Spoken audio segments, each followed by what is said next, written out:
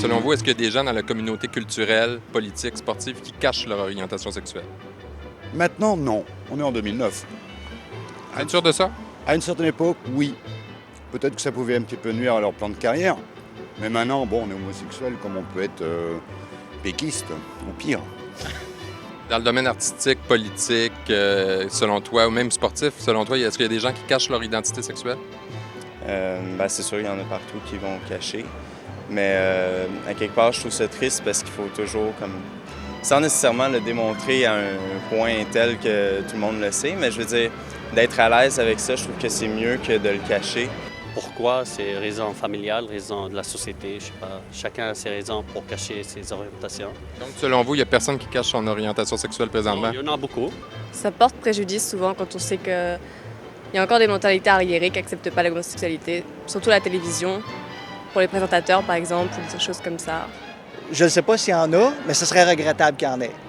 Si quelqu'un est gay, qu'il l'assume. Si quelqu'un est hétéro, qu'il l'assume. Là, on est en 2009. Là, on devrait tous pouvoir être qui on est là, librement. Mais c'est regrettable que les gens soient pas confortables, que la société soit pas telle que tout le monde peut dire qu'est-ce qu'ils sont, pas. Puis ça devrait vraiment pas faire de différence. Je pense qu'il y a plein de monde dans la vie tous les jours aussi qui ne seront jamais capables de l'accepter puis qui vont toujours essayer de le cacher ou de vivre autrement puis pas être tout à fait heureux.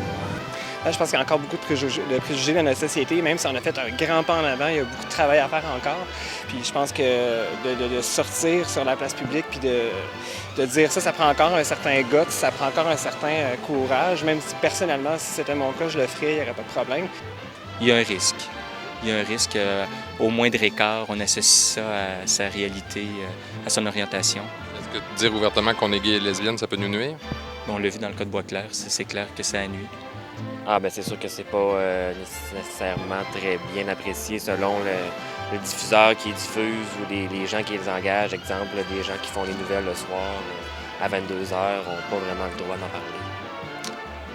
Ils n'ont peut-être pas de leur avancement de carrière. C'est peut-être lié à ça. Mais on en voit de plus en plus aujourd'hui. La mentalité a beaucoup changé. Ça dépend où, dans quel pays, dans quelle région. Vous avez remarqué que c'est la communauté hétérosexuelle qui dit que tout est acquis puis qu'on a les mêmes droits égaux. Puis ils ne comprennent pas encore aujourd'hui l'histoire du Gay Pride. Pourquoi? Martineau en parle encore dans ses chroniques quand c'est le temps de la fierté gay. Pourquoi on a besoin d'être fier d'être gay? Moi, je trouve que de toute façon, être gay, là, ça va très, très, très, très bien tant qu'on est dans le village. Mais va pas te promener sur le plateau main dans la main, 2 gars, 2 filles, ça marchera pas. Ça passera pas. Va-t'en pas dans l'ouest comme ça, puis encore bien moins dans l'est. Comme disait mon frère, c'est pas à cause de ça, c'est une cuite une fois de temps en temps que t'es gay, là, tu sais. Fait que je suis bisexuel non pratiquant, je dirais. Ou pratiquant, les soirées où je m'en souviens pas. Fait que peur du jugement, probablement, etc. La carence au tout bras.